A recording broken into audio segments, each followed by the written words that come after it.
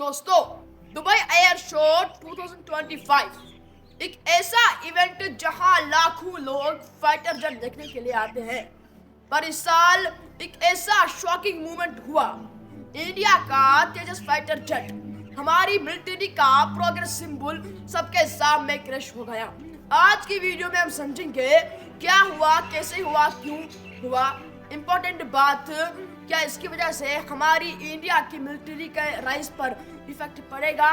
तो वीडियो को एंड तक देखना, क्योंकि लास्ट में हम इंडिया के आगे के ऑप्शंस के बारे में भी डिस्कस करेंगे। बात है 21 नवंबर 2025, दुबई एयर शो। इंडिया का सिंगल सीट तेजस जेट एरोबेटिक डिस्प्ले के लिए उठा। सब कुछ नॉर्मल था। जेट स्मूथ टेक ऑफ लेता है, थोड़ा हाइट गेन करता है, फिर एक शार्प मैनोवेरा लेता है जिसे क्राउड चीर करती है। लेकिन नेक्स्ट फ्यू सेकंड्स में सब बदल गया। जेट ने एक हाई जी टर्न लिया। सडनली उसने कंट्रोल लूज किया। एयरक्राफ्ट नोज डाउन चला गया। पायलट के पास रिकवर करने का टाइम नहीं था। 2 to 3 सेकंड्स में हेवी क्रैश। ग्राउंड पर फायरबॉल और black smoke. Pilot wing commander Navansh Syal शहीद हो गए। Audience shocked. दुनिया भर के न्यूज चैनल्स ने इसे ट्रेजिक मूवमेंट बोला। ऑफिशियल इन्वेस्टिगेशन अभी भी चल रही है, लेकिन एक्सपर्ट्स के 3 रीजंस हो सकते हैं। पहला, जी फोर्स ब्लैक आउट, सबसे पॉसिबल थ्योरी। हाई जी मैनोवेरा के दौरान हम ह्यूमन बॉडी में ब्लड नीचे चला जाता है। इसे पायलट को टेम्पररी ब्लैकआउट हो सकता है। वीडियो फुटेज में जेट का सडन स्ट्रेट डाउन डाइव इसी थ्योरी का सपोर्ट करता है। Number 2, technical control system issue. कुछ एक्सपर्ट्स का कहना है कि fly by wire software glitch, control surface malfunction, aerodynamics stall. ये सब भी पॉसिबल रीजन है। तेजस एक एडवांस्ड डेल्टा यूजिंग जेट है। इसमें कंट्रोल फेलियर डेंजरस हो सकता है, स्पेशली लो एल्टीट्यूड में।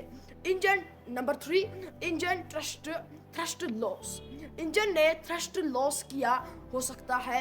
लो speed plus low altitude, no recovery. Important note, ये सब पॉसिबिलिटीज है। फाइनल रिपोर्ट के बाद ही कंफर्म होगा। तेजस सिर्फ एक एयरक्राफ्ट नहीं, ये इंडिया का देसी फाइटर ड्रीम था। 4th generation plus aircraft, modern avionics, light weight, high agility. इसको इंडिया ने MiG-21 जैसे ओल्ड जेट्स रिप्लेस करने के लिए बनाया था। और सबसे इम्पोर्टेंट, इंडिया चाह रहा था कि हम फाइटर जेट एक्सपोर्टर बने, इसलिए दुबई क्रैश के वजह से कंसर्न बढ़ गए। क्रैश का इम्पैक्ट 3 लेवल पार्ट हुआ। Image impact, air show world media का सेंटर होता है। क्रैश होना international perception hit. Number 2, export impact. Argentina, Egypt, Malaysia जैसे कंट्रीज तेजस में इंटरेस्ट देखना शुरू कर रहे थे। अब ये कंट्रीज इन्वेस्टिगेशन का वेट करेंगे। Number 3, domestic impact. IAF को तेजस MK-1A और MK-2 जल्दी चाहिए। क्रैश के बाद एक्स्ट्रा टेस्टिंग, सेफ्टी चेक्स और एवोल्यूशन लगेगा। टाइमलाइन स्लो हो सकता है। इंडिया एक क्रॉस रोड पर खड़ा है। Number 1, import jets, pass two points, quick delivery, compact proven, high reliability. Negative points, बहुत महंगा, फॉरगन डिपेंडेंसी, लोकल इंडस्ट्री को नुकसान। Number 2, Tejas and indigenous development. Positive points, देसी टेक स्ट्रांग होगी, long term independence, export market बनेगा। Negative points, crashes जैसे setbacks, slow learning curve, more testing needed, या India के डिलेमेनिया है, जल्दी चाहिए या अपना चाहिए। अगले कुछ मंथ्स में क्रैश डाटा एनालाइज होगा। Pilot health and pilot health and G force देखा जाएगा, aircraft design and software recheck होगा। अगर पायलट ब्लैकआउट मिलता है, training protocols upgrade, technical fault मिलता है, डिजाइन इंप्रूवमेंट होगा, इंजन इशू मिलता है, न्यू सेफ्टी नॉर्म्स आएंगे। इन शॉर्ट तेजस और स्ट्रांग होके मिलेगा। कंक्लूजन दोस्तों, क्रैश ट्रेजिक था। एक यंग पायलट की जान गई और उसे सेक्रीफाइस को हम हमेशा सल्यूट करते हैं, लेकिन मिलिट्री टेक्नोलॉजी के रूल सिंपल है।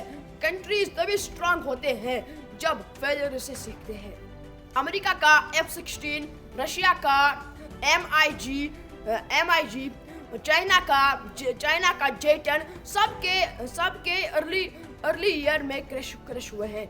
आज वही जेट्स दुनिया में टॉप पर है। तेजस के साथ भी यही होगा। और अगर इंडिया इन्वेस्टिगेशन से सही लेसन्स ले, टेस्टिंग और डेवलपमेंट और स्ट्रांग होगी तो तेजस एक वर्ल्ड क्लास जेट बन सकता है। आपको क्या लगता है, इंडिया को क्या करना चाहिए? तेजस को पुश करना या फॉरगन जेट्स खरीदने चाहिए? कमेंट्स में जरूर बताना। वीडियो पसंद आया लाइक शेयर सब्सक्राइब जरूर करना। शुक्रिया।